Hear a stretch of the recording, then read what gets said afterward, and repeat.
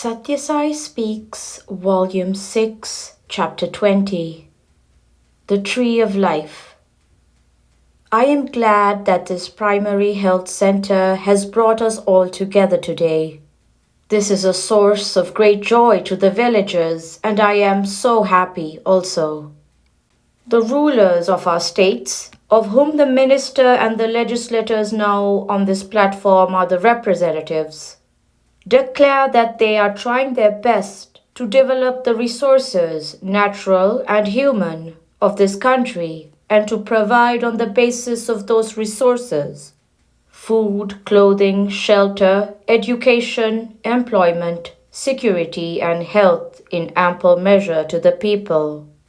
But the development of moral and spiritual resources of men is neglected, and the provision of peace and spiritual happiness is ignored.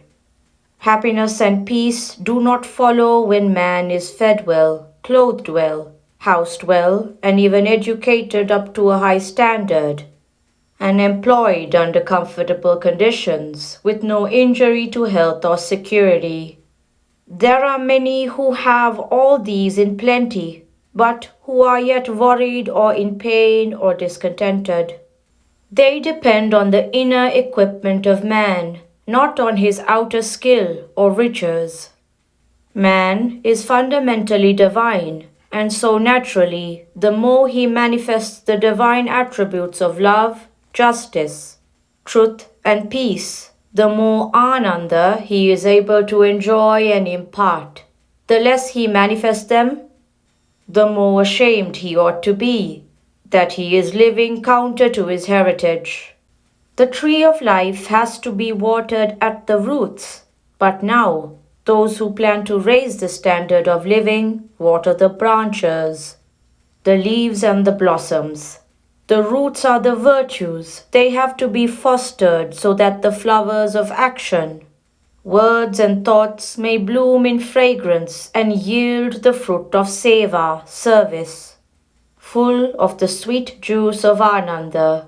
Planning for food, clothing, and shelter is only promoting the well-being of the cart. Plan also for the horse, the mind of man which has to use the food, the clothing, the shelter, and the other material instruments for the high purpose of escaping from the ego into the universal. Loss of self-confidence is the chief defect. The distressing poverty of the Rayalaseema district was also described by some speakers. I would ask you not to be carried away by despair or lose faith in man or God.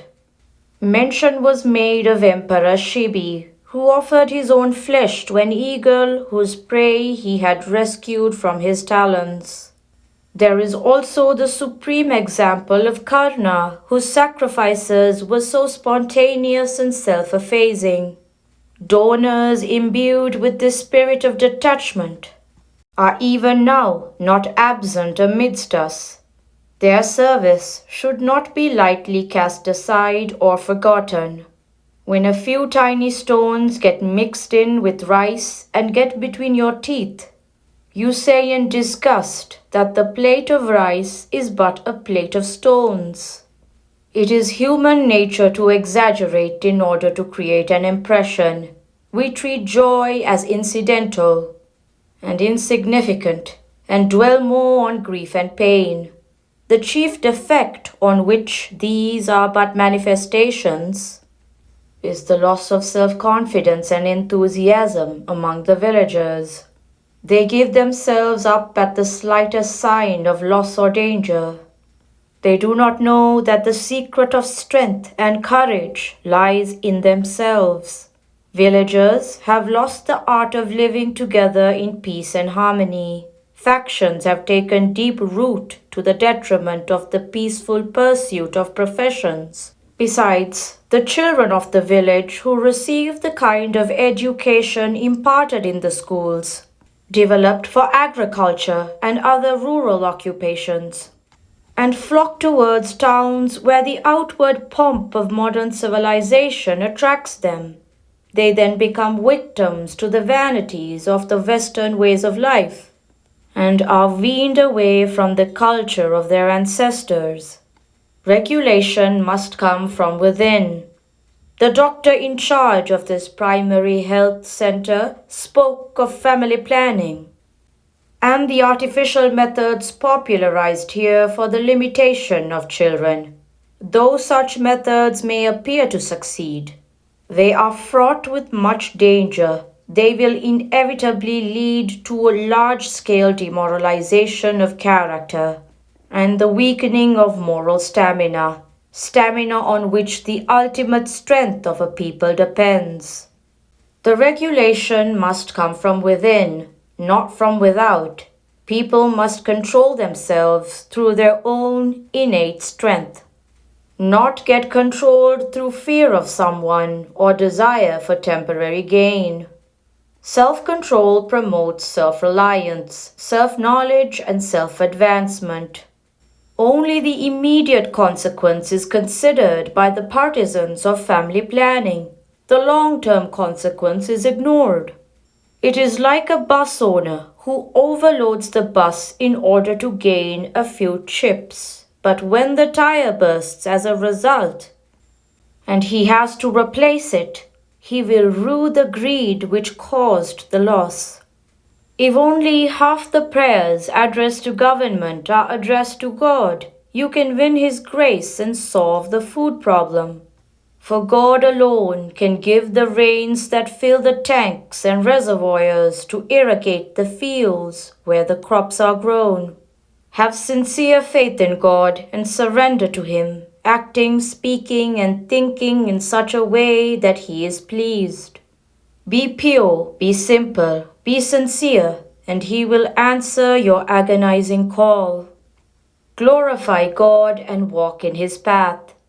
What can the government do when the monsoon fails and the tanks are dry? Even the chief engineer for electricity says that he cannot give you power for working pump sets for well irrigation because the rains have failed. So instead of indulging in vain prattle, glorify God and walk in His path and pray to Him. Spend the allotted span of years in the contemplation and the adoration of the Almighty, not in servile praise of the feeble, the futile, and the weak. Life is an opportunity afforded to each not to eat and drink, but to achieve something nobler and grander, to master oneself and merge in the reality. 3/4 of your attention should be paid to the Dehi, the occupant of the Deha or body, who always speaks of the body and its components as mine. For this body and all experiences which one gains through it are as unreal as dreams. You have now seen and experienced the procession through the streets of your village of Swami and the minister. You have seen me and heard my speech, but when you go to bed within a few hours and dream during sleep, you are not aware of all this. You see and experience a new set of events, which at the time are as real, as impressive, as significant as these.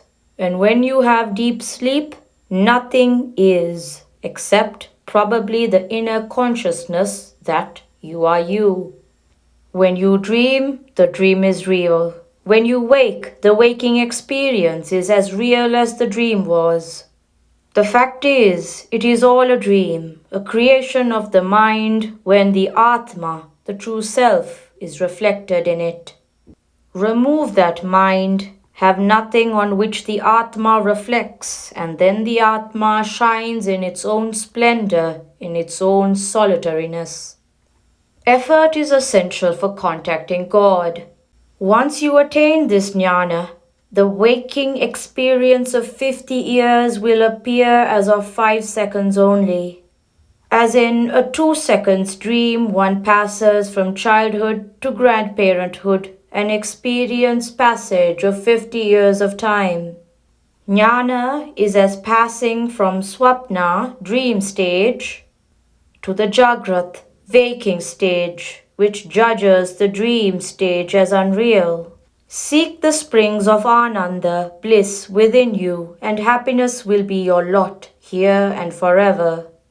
Believe that the Ananda within you is derived from God, who is your reality. Effort is essential for contacting God and deriving Ananda therefrom, just as effort is needed to listen to the radio programs that are everywhere around us. A yantra, instrument, must be procured for the reception of that music or talk.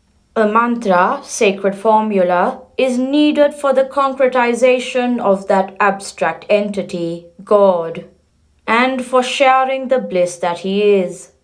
A little of that bliss will wipe out all trace of pettiness and passion from man.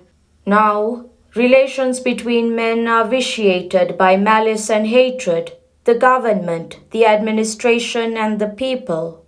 Prabhutvam, Adhikaris, and Praja are as the three blades in the electric fan when all three rotate together in the same direction and at the same speed. They conduce to comfort. Anger, malice, greed, envy, all these are obstacles in the path of love and cooperation. They lower man from the divine to the animal level. Bear with others with patience and understanding. Practice sahana, forbearance, and sympathy. Try to discover points of contact, not of conflict. Spread brotherliness and deepen kindness through knowledge. Then life becomes worthwhile without fail. Time is a prime factor for good fortunes.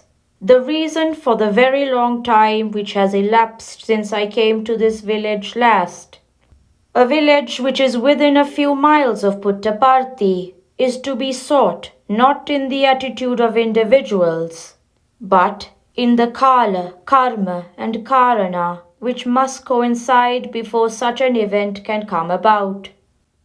The kala, time, must ripen.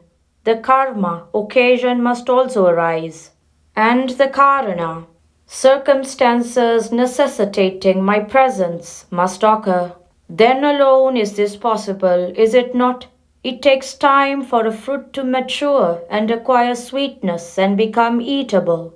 Time is a prime factor for most good fortunes. Make full use of me, that is all I ask of you. I have at no time any feeling of separateness. I invite all to come and know and derive benefit from me. Dive and know the depth, watch and discriminate, eat and know the taste. I long for people who do that. We shall close with some songs reciting the name of God. It is my general practice to induce people to learn the sweetness of the name. I begin my discourses with the recitation of a spiritual poem and end them with these Namavalis, series of divine names. And in between, I give the lessons I love to teach. It is like a tasty, health-giving meal, which I serve you on a plate, the poem, covering it with a lid, the Namavalis. That is how you may take it. Kottacheruvu village, opening of the primary health center, August 3rd, 1966.